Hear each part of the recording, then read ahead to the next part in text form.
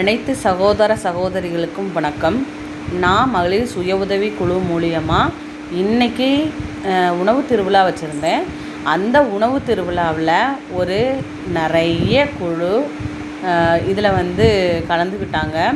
நிறைய சிறுதானியத்தில் நிறைய கம்பு தோசை, ராகி தோசை, கம்மங்கூழ், நிறைய ஹெல்த்தியான ஃபுட்டுகளை செஞ்சுட்டு வந்திருந்தாங்க.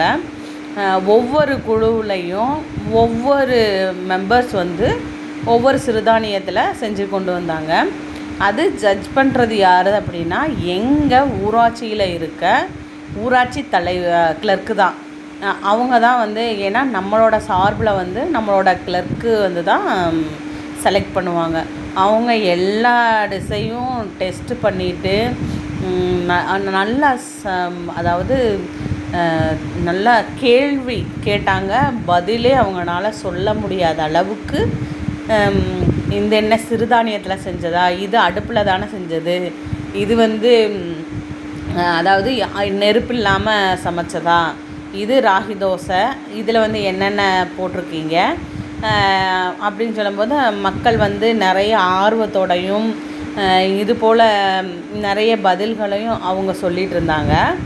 அது மட்டும் இல்லாமல் ஸ்பெஷலி இன்றைக்கி அவங்க ஒரு உருண்டை கொண்டு வந்தாங்க. அந்த காலத்தில் அந்த மாவை சாப்பிட்டோம் அப்படின்னா குழந்த பெற்றவங்களோட அந்த கழிவுகளாக இருக்கும்.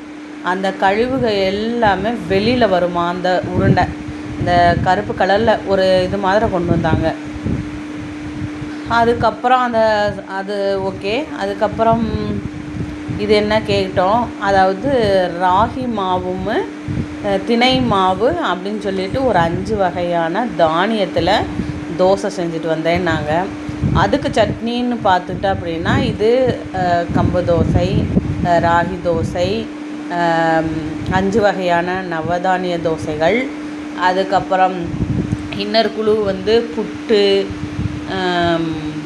சிவப்பரிசி புட்டு, வாழைப்பழம், சர்க்கரை, நாட்டு சர்க்கரை எல்லாமே கொண்டு வந்திருந்தாங்க. அதுக்கப்புறம் நிறைய கலை திருவிழாவை வச்சுருந்தோம். அதில் ஒரு 5 குழு தான் பார்ட்டிசிபேட் பண்ணாங்க கோல போட்டியில்.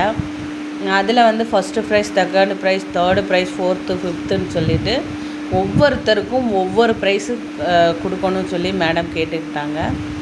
அதுபோல் நானும் மேடத்துக்கிட்ட ஓகே மேடம் நான் கொடுத்துட்றேன் அப்படின்னு சொல்லியிருக்கேன்.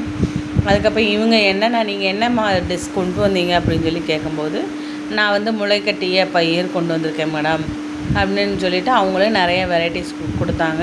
ரொம்ப ரொம்ப ஹாப்பியாக இருந்துச்சு. இன்றைக்கி எங்களோட மகளிர் சுய உதவி குழு மூலியமாக ஃபஸ்ட்டு, செகண்டு, தேர்டு செலக்ட் பண்ணுறவங்கள இப்போ ஊராட்சி அளவிலான கூட்டமைப்பிற்கு உணவு திருவிழாவுக்கு நாங்கள் கூப்பிட்ருக்கோம்.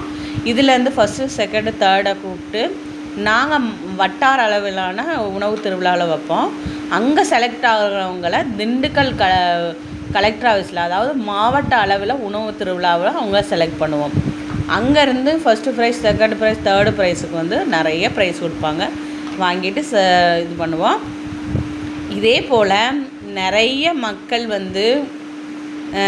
இந்த சேனலில் தயவுசெய்து எங்களை மோட்டிவேஷன் பண்ணுறதுக்காக ஒரு சின்ன லைக் பண்ணுங்கள், ஷேர் பண்ணுங்கள், சப்ஸ்கிரைப் பண்ணுங்கள். யாரும் எங்களை சகோதரிகளாக நினச்சிட்டு லைக் பண்ணாமல் மட்டும் போயிடாதீங்க.